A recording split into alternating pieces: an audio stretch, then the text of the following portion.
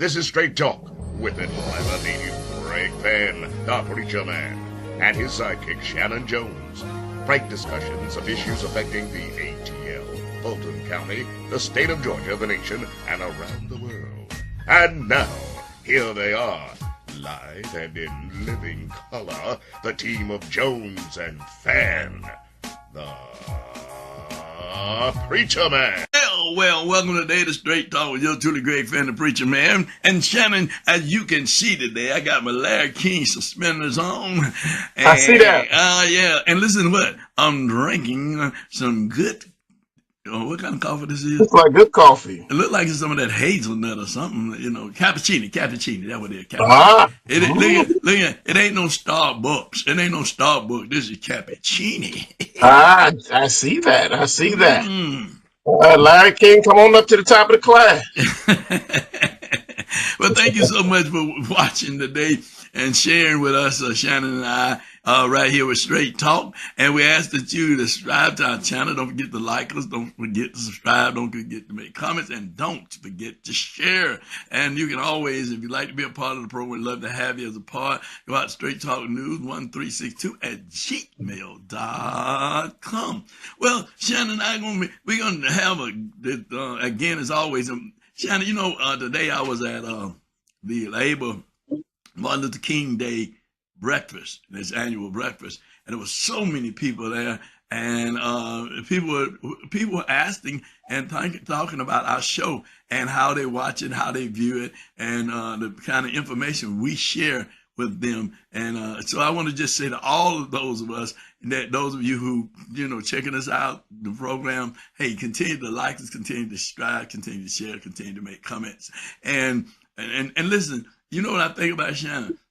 When I was in radio, and Cynthia and I did a program called A New Look at Gospels TV program, right?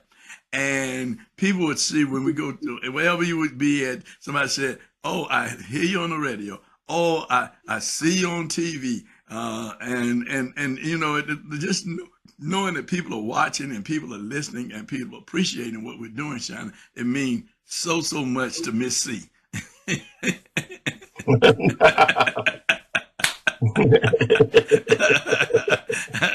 It means so much to Miss C. Miss C will be on after this. After Shannon and I, we just thank you so much for joining us today. And what we're gonna do, Shannon? You got anything you want to say before I bring on Miss C? No, man, nothing between you and Miss C. Let me just stay out of it. Well, we'll be back on the other side after Miss C with her news and information. Miss C. Hi, Miss C here with your 3-minute news blast, or more or less. Hey, Bishop Greg. Hey, Pastor Shannon. Hope you all are doing well. And if I hadn't said so to you, Happy New Year. Okay, listen, I got a few tidbits of information I want to tell you about today. On Saturday, January 25th at 4 p.m., you're invited to join AM 1480 WYZE Radio and Pastor Ray Neal bringing back Atlanta's Gospel Voice, featuring the Dixie Airs and many other gospel greats. I worked at WYZE for 28 years, and I'm so happy that Pastor Ray Neal is bringing back Atlanta's Gospel Voice. Now, for tickets, information, call 888-433-9993.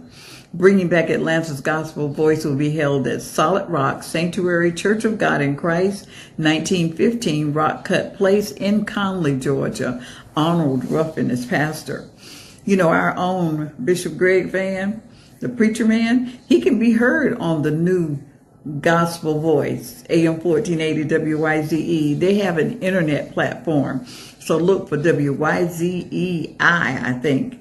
And that's on Sundays at 6 p.m. Okay?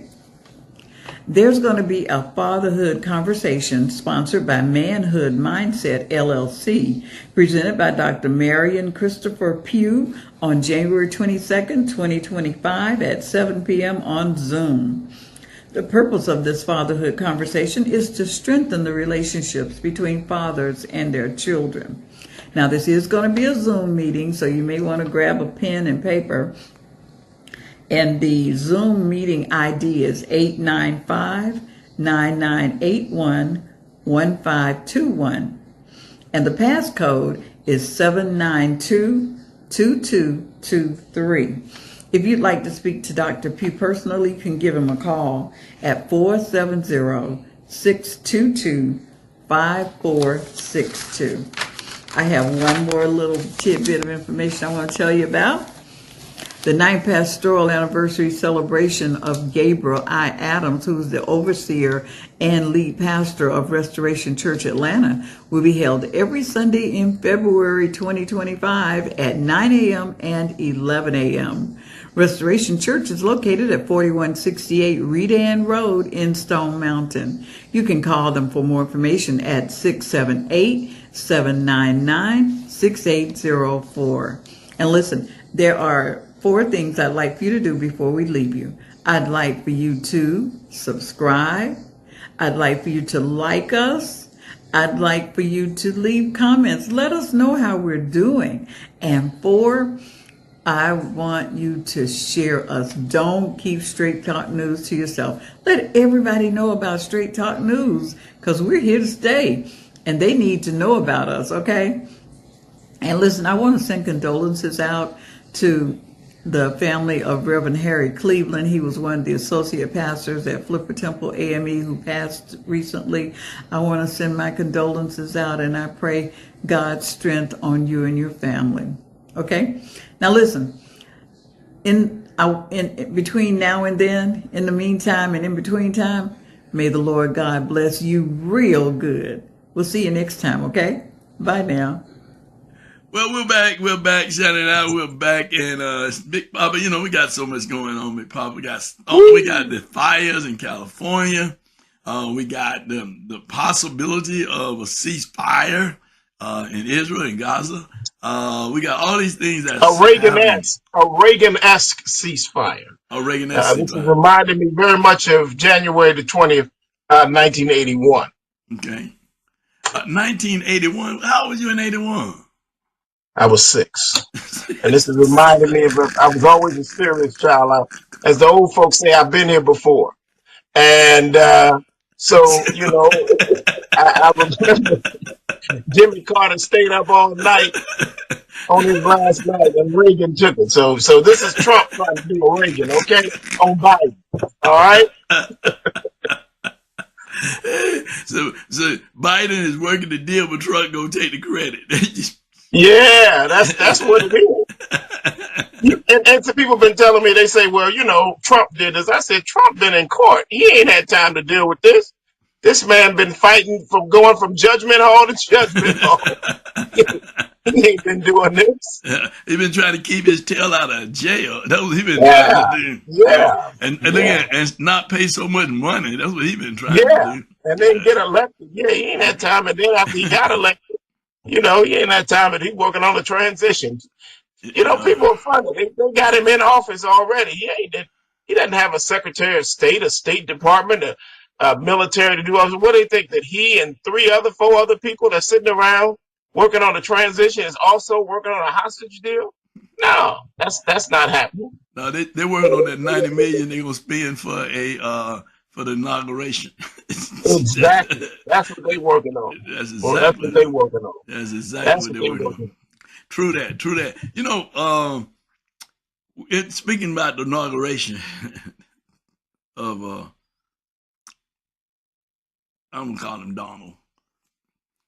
Speaking of the operator, No, we're gonna call him President Trump. We're gonna call him. We're not gonna be guilty of the ignorance. We already got one talking about when they go low, we go high. But she missed Jimmy Carter's funeral and gonna miss the inauguration, and that's a whole other problem.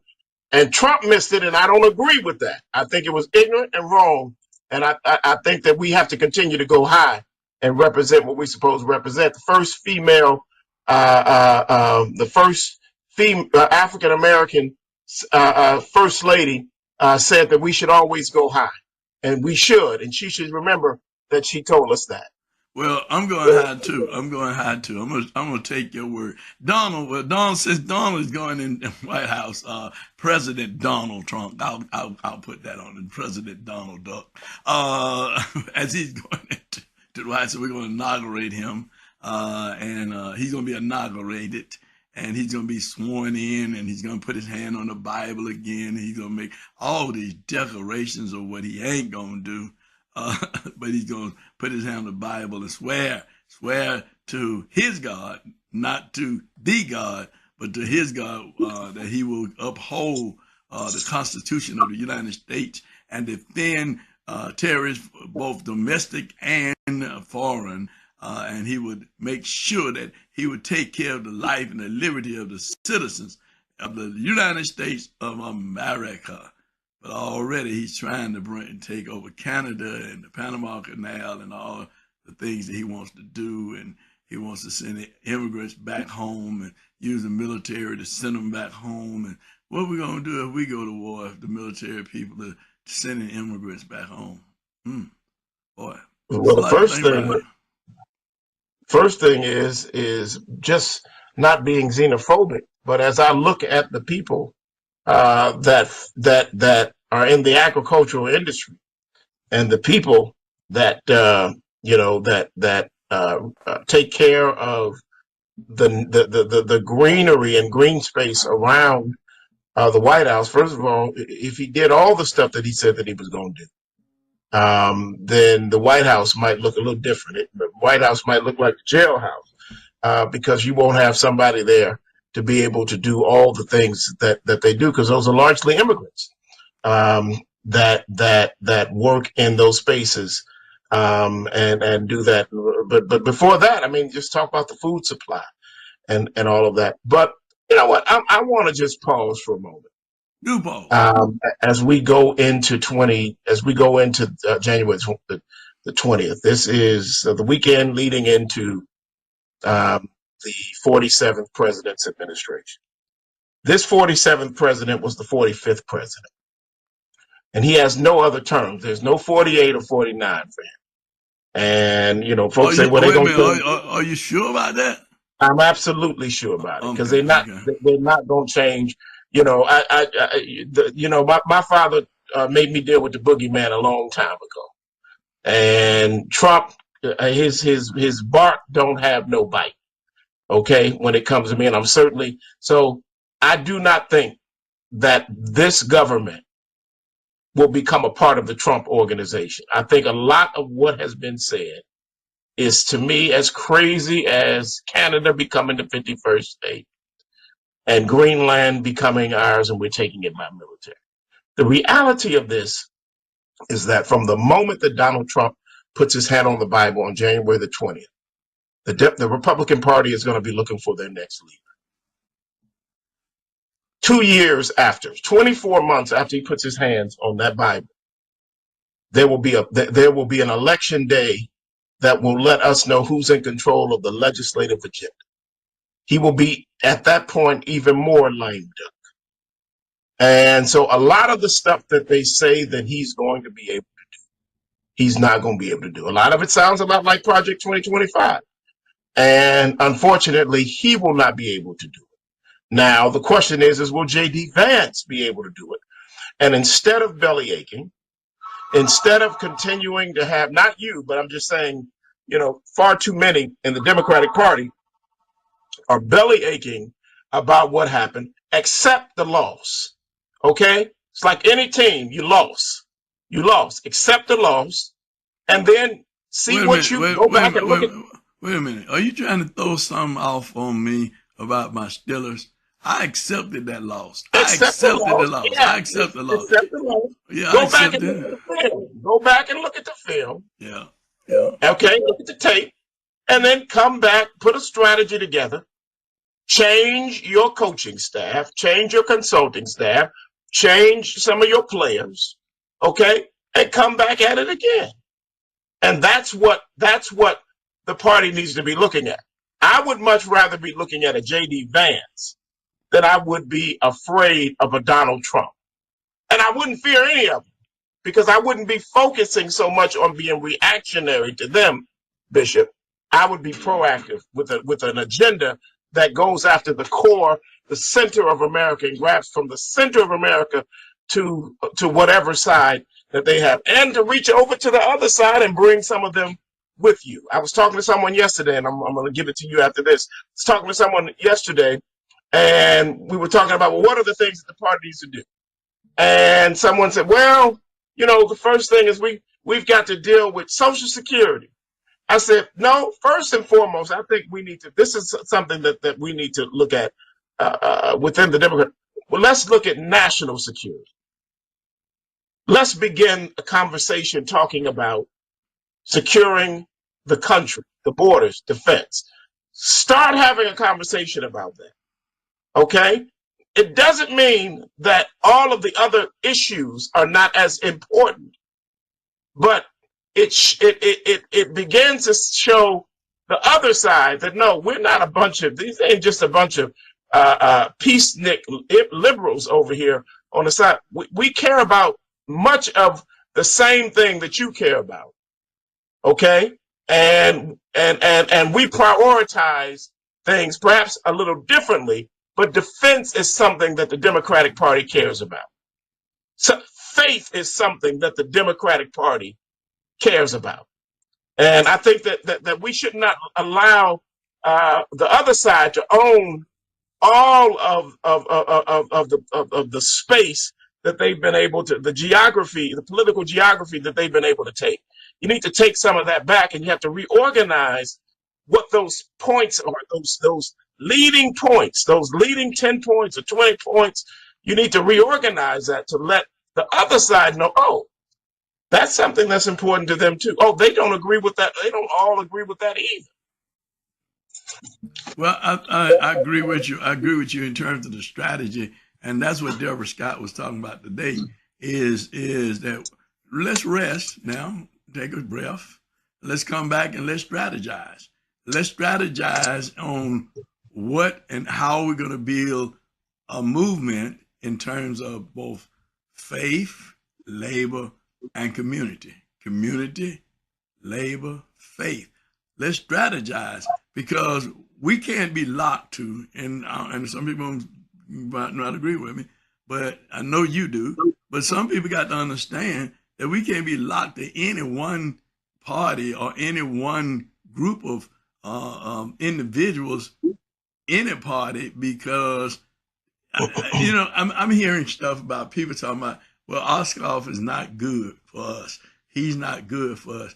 But one thing that Ossoff has proven is that he has delivered for Georgia, and he has been able to cross the aisles to get things done in the justice system and some other things, how people are being mistreated in prisons and stuff like that. But he's been able to do things by crossing the aisle, because those things that bothered him bothered some of his Republican colleagues, and he was able to broker a coalition between himself as a Democrat and the Republicans who are Republicans, because everybody up there is not heartless.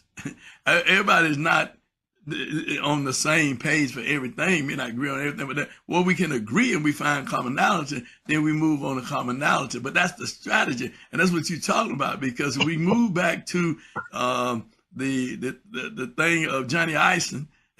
Johnny Eisen, who was a Republican, and Johnny Eisen worked with the Democrats, and he got upset when Republicans were talking about they were not going to work with Democrats. He said, heck with that. I'm working with whoever I can work with, who we have commonality on these issues. Yes, he did. Yes, he did. Versus what aisle you on, what aisle you sit in. That's right. It doesn't make any difference. This is what's good for America. That's right. Healthcare is good for America.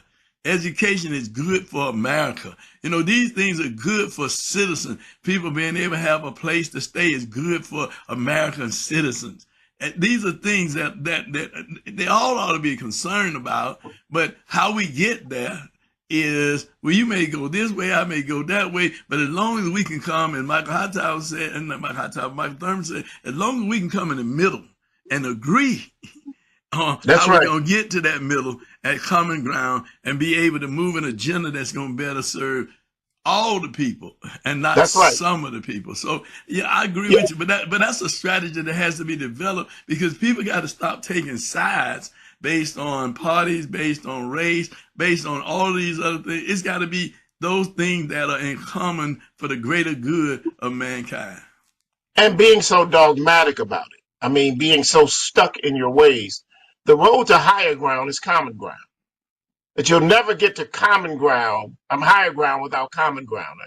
They say if you see a turtle sitting on a tree stump, you know somebody put it there. Okay, so the road to be able to get higher is to be able to build bridges and to have a ladder that helps you to be able to climb. And there's two sides to a ladder. A one-sided ladder with steps on it, but only one side is a dangerous ladder to be on. But if we can find common ground, then we can build a ladder that we all can be able to climb upon, and that is something that I think that we need to deal with. The other thing is that the Democratic Party has to understand that the African American community in this election showed you that it's trending towards a bipartisan view. Latinos are showing that they are trending towards a bipartisan view. White women are showing that they are trending towards a bipartisan view. And within the African American community, black men and some black women, more so than in the last elections, moving towards focusing on bipartisan views. So why would you have a party that's so stuck in that it wants to be reactionary and just look at everything that comes out and fight the other side? Why would we not look at what your base is saying and look like your base? It's something to be a leader of something and you're leading something and your followers aren't with you. And I think that that's going to continue to. So common ground is what Michael Thurman talked today about food, about people eating. Hunger is a common ground issue. We talked about defense. That's a common ground issue. Okay. Taking care of the elderly is a common ground issue. Even issues around many of the social issues that we deal with, we can find common ground on that. And I think that we need to do. Now, there are going to be some things that we absolutely are going to just not agree with, and that's okay. Okay? It doesn't have to be, but we can build on the things that we can find in common, find the commonality, and be able to move from there. I think what the bigger problem is, we leave the table when we find things that we disagree on, that we leave the table, as opposed to staying at the table and finding those things that we can agree upon. Because I think many marriages and relationships have lasted long, relationships and marriages have lasted based on the things that the husband and wife have in common, not the things they don't have in common. Because there are many things that, if you're married and you've been married a long time, many things you don't have in common, but you stay in the marriage because of the things you do have in common. You don't leave the marriage because you say, well, we don't have this in common, we don't have that in common. Well, we weigh what we have in common and we stay at the table on the commonality and not not that we don't. And, I always when I counsel people about getting married, and I weigh the dislikes and the likes that you like about a person and you dislike about a person. If there are more dislikes than there are likes, then perhaps you shouldn't be getting married, right? Because there's no real commonality there. The real common denominator for us is because we believe in Jesus, right? No matter what church you're in, what denomination you may be in the Protestant church, it is really we believe in Jesus Christ. That's our common denominator, is I believe in Jesus Christ, or even the period, religion period, we believe in a higher power, right? We do, but that's our commonality. We believe in a higher power. So, but we come together with that belief, and that's how we can work together, because we believe in Jesus Christ. Now, there are issues we don't agree on, and we know it, same-sex marriage, and other things we don't agree on. But the reality of it but we still come together on the things we do agree on. We don't leave the table because we don't disagree on that. because because first of all, we're not the judge. God is the judge, and God is the jury. He said, "Let the wheat And and the chaff I grow think that's together and very just crystal. separate it." Go on, go on, go I'm on, go sorry, on. and I No, no, think no, that's no. crystal. I think that's Christocentric too. Is that, you know, I preached. Well, I preached. I taught Bible study yesterday, and this year the Gathering Church is focused on the manifestation of God's purpose through our lives, right? And through our lives and for our lives. And we are beginning by looking at certain works like Rick Warren's The Purpose Driven Life, Purpose Driven Church, and other books and whatnot, materials on purpose. And, you know, Rick Warren says something that makes a great deal of sense when you look at it, is that you can be successful in something and still miss your purpose. I mean, that you can be successful. I told my congregation yesterday, because they wrestled with that, because they see, well, if you're successful and you're prosperous, then you're in your purpose. I say, well, I don't know. I don't know. Let me talk about Escobar, the biggest drug dealer in the world, Pablo Escobar. He was successful, very successful. But I can't say that Pablo Escobar was living God's purpose for his life. And the thing is that we don't have the opportunity in our self-centeredness to decide what our purpose is. That's been predestined for us by the one that brought us into existence in the time and in the space that he's brought us into the world. So then you're not going to find your purpose if you're first not searching for it. But secondly, if you're not talking to, we talk about this commonality, we talk about if you're not talking to the manufacturer that created the product in the first place. So speak not to the invention about what it is. Check with the inventor and find out from the inventor what is the purpose of the invention. What is the purpose, the raison d'etre? What is the reason for being? And there have been things that we've been successful at that ain't necessarily our purpose. And I think that we're coming to a time and a space and a place in life where people, parties, organizations, companies, whatever, need to begin to start focusing on what is my purpose? What is my purpose? Why do I have the gift that I have? And what is that gift for? You know, And you got to talk to the gift giver about the gift. I'm not gonna cut you off. If you have something No, you that's say fine. that, okay. You know, one thing that you said is when you're talking about when you said about purpose and you talk about, you know, people just thinking that they're living their purpose now because they're successful because they have things and what have you. I'm often reminded of when you get instructions to do something and you take those instructions and you move them to the side and you say, oh, I can do this. I know how to do this. And you begin to do it, and you may be successful in getting it done, right? But you didn't read all of the instructions. That's something you may have left out. So the reason I'm saying this is because just because you're successful in doing it, it doesn't mean that you have really fulfilled the true purpose of what it is to be.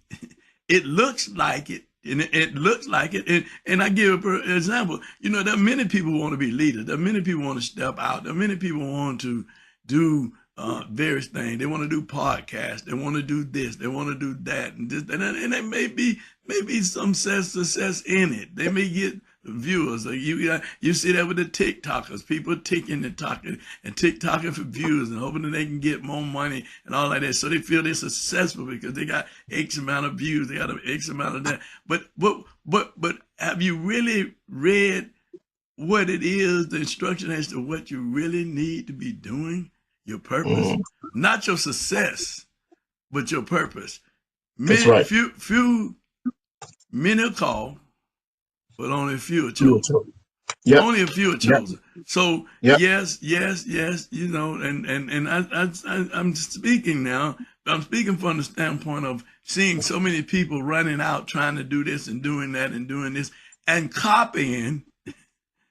Yeah. copying what somebody else is doing and saying they can do it too because they have the understanding, they have the skills, they have what it takes to do it, maybe even the money to do it, and become successful. But they only mimicking what somebody else has done and not really understanding the true purpose or the true struggle as to how a person got there, what they had to do to get there.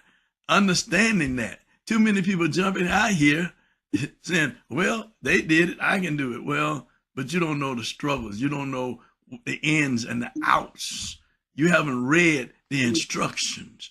No. You're No. only looking at the picture. You're only looking at the picture. You put it together based on what the picture looked like, but you don't know because you didn't follow what? The instructions. The The instructions. instruction. And I didn't get the purpose. And when you know the difference between success and purpose, right? I'm glad I don't know how we got into Sure, this, but sure, so, sure. They're fine. you know that the joy because purpose feels good. And when I say feels good, I'm not speaking of an emotional feeling. It just it's like I'm in my call. I'm in the right place. You know, it's like we talked about Jimmy Carter, right? Right. And Jimmy Carter finally got out of planes. He became a nuclear physicist. He graduates from the Naval Academy. The admiral puts him on his staff. He's top tier. His wife Rosalind is so happy. His father dies. He goes back to planes, and Rosalind almost didn't unpack because she's ready to get back to this life. Think about it. A girl born in Plains, Georgia. Now we are in Maryland and going to DC and getting ready to perhaps travel all over the world and see the world. And Jimmy Carter goes back, and when he's there, something in him tells him that he's supposed to stay in Plains. And so he doesn't go back to his naval career. His wife is so angry with him that when they went to get their stuff and move back to Plains, she didn't speak to him the whole ride from Maryland to Plains, Georgia. That's how angry Rosalind Carter was with him. God said to him, Jimmy, I know that you are a nuclear physicist, but I want you to be a peanut farmer. From a nuclear physicist to a peanut farmer.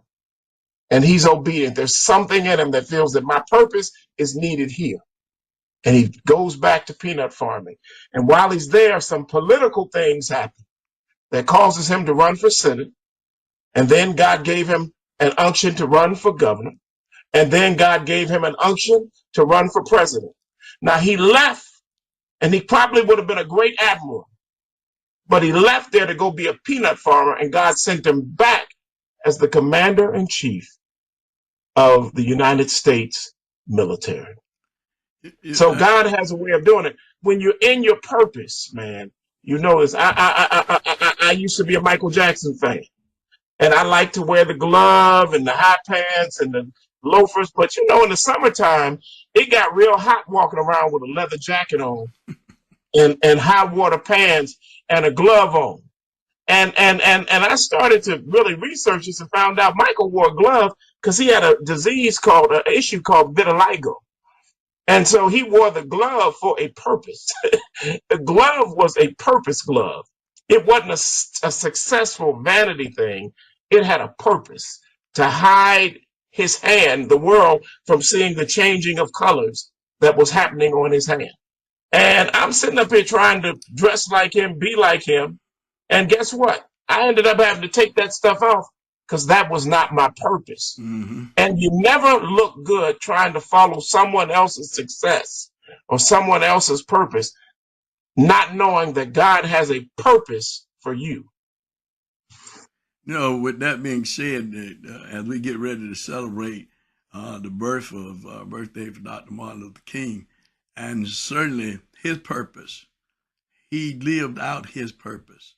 He could have lived a life where he didn't have to struggle. He could have been just a preacher preaching to people and converting them to Jesus Christ. And every Sunday morning, he could have drove a big car, lived a great, fabulous life where people feel that he's successful because he got all of these things.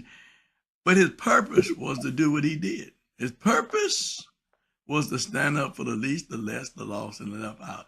And I truly believe that he got joy in doing that. Because the reason I say, Shannon, is if someone call you and tell you on the phone, boy, you better not come back to Memphis. If you come back to Memphis, we're going to kill you. We're going to kill you, boy. If you come back here, we're going to kill you. Remember Emmett Till, what we did to Emmett Till. Remember what we did with others, Medgar Evers. Remember what we did to them. Yeah, remember, boy, if you come back to Memphis, we're going to kill you. Now, I talked about Mississippi, Medgar Evers, and I talked about Emmett Till, because whether you know it or not, Mississippi is right at the borderline of Memphis, okay? So if you come back, boy, we're going to kill you. That was the message. But his purpose was to stand up for the least, the less, the lost, and left out. He got on that plane and left Atlanta, Georgia, going to Memphis, Tennessee, left his wife, left his children, left his mother and his father and everything. It's about like Abraham. He left his father's country to go off into a land that God was going to show him. He got on that plane with his comrades, with those that would go with him, and those who were saying to him, they said, you don't need to do it. They're talking about killing you, Doc. Doc, don't do it. Don't do it. Don't do it, Doc. But it was something inside of him, his purpose. Something inside of him got him on that plane. Something inside of him caused him to be able to stand up for the sanitation workers who were being mistreated. And people forget about that. He gave up his life for working people. He gave his life for the least, the less, the lost, because a gentleman had been killed sleeping in the back of the hopper of the garbage truck. He had been killed, and the sanitation workers said, we can't take it no more, because they would not let them sleep in the barn when it was raining. They had to sleep out there in that hopper of the truck. And somehow or another, the level went up, and the man was taken up in there and was killed. But he went there fighting for sanitation workers, not just for sanitation workers, but for people to be able to work and have a decent wage and be treated fairly in the workplace. Not just for black folk, but for people, period. Because that was his purpose. That was his purpose. And he lived out and he died living his purpose. And then we have one great example. His name was Jesus Christ, who lived out his purpose. His purpose was to come into the world to take all the humiliation and take all the criticism and everything else for us, to die for our sin, that we might have eternal life. So the question today is, are you, as you said, Shannon, are you living out your purpose? We're going to celebrate Dr. King's birthday tomorrow. And people are going to be doing this and they're going to be doing that in honor of Dr. King and celebrating him. And then we have this situation that happened today to a young man who was sleeping in a tent, that was laying in his tent. No doubt that tent was donated to him by some organization so he could stay in the warmth, but laying in that tent, Shannon. And then on Old Wheat Street, on the other side of Auburn Avenue, where Ebenezer Church is, and Wheat Street Baptist Church, those historical churches, he was killed. His name was Cornelius Taylor, and he was sleeping in a tent, and the officials that went in to clear or sweep out the campsite did not bother to check all of the tents and bulldozed over him and crushed and killed him. Bulldozed him to move out this homeless encampment so that it could perhaps prepare for the festivities of celebrating the life of Martin Luther King Jr., the martyr who died, as you just said, standing up for a garbage worker and workers. One worker was killed and many others who were economically being assassinated. And he went there to stand for them. It did not matter that he was a graduate of Morehouse College with honors at the age of 15 years old. It did not matter for 16 years old. It did not matter that he had graduated with his theological degree from Crozer. It didn't matter that he was a Boston University PhD, the leader of SCLC, perhaps the preeminent voice, Nobel Peace Prize winner. None of that mattered. What mattered for him is that his purpose was to serve a man that was born in a manger, who came into the world to live and to die for the marginalized as well as the rich, for male as well as for female, for all the nations of the world he came into the world to die. The Prince of Peace. And Dr. King, being an ambassador of the Prince of Peace, gave his life for that matter. So it's interesting that in his name, we would be on this weekend talking about a Cornelius Taylor and the Cornelius Taylors of this world and of this city. And so I say shame on Atlanta for this. And I say that we need to find a dignified way forward, and that we should not trample over the poor. And we really have to ask ourselves the question, do the unhoused, the homeless, are they residents of Atlanta also? Which means that I understand the look of having sheets and clothes and paraphernalia on the streets. Yes, we can have clean streets, but we should also make sure that the unhoused are housed. And if we can focus on all the other stuff that we focus on, the greatest tribute to Dr. King, the greatest tribute that you can give to that man whose face was blown off at 39 years old, is to continue to do what he gave his life for, to continue to walk in this Christocentric love that is without parallel, and that is that is also without demand. It is an authentic love that puts no demand on it. I don't do this so you can do that. It's an agape love. It's an agape love. It's a love that is unconditional, and it is free, and it is from God. That is the greatest purpose of all of us Catholic, all of us universal, all of us collective. That is the greatest purpose, is to walk in love. So we should remember the name and pray for the family of Cornelius Taylor, and pray for his life as he slept in these cold temperatures outside.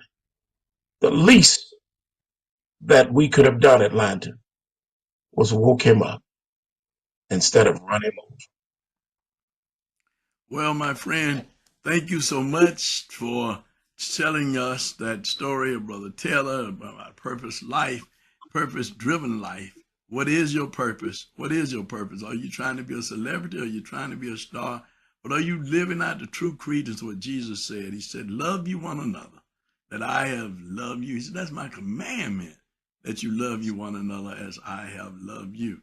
And that you look out for the least, the less, the lost, and the left out.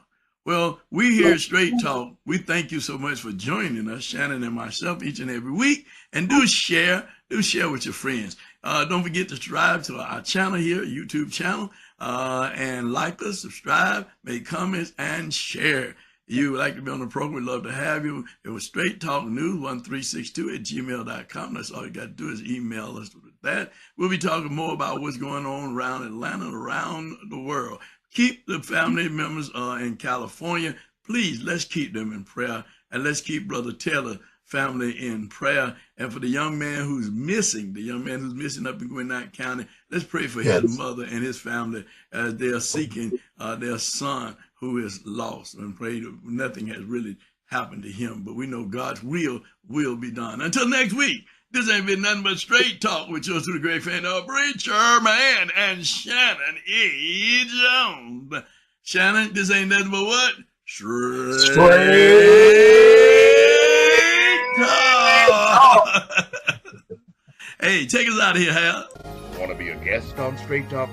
Email Greg Fan at FANN922@Comcast.net or call 404-308-0795. Join us again for another episode of Straight Talk with Shannon Jones and Greg Pan.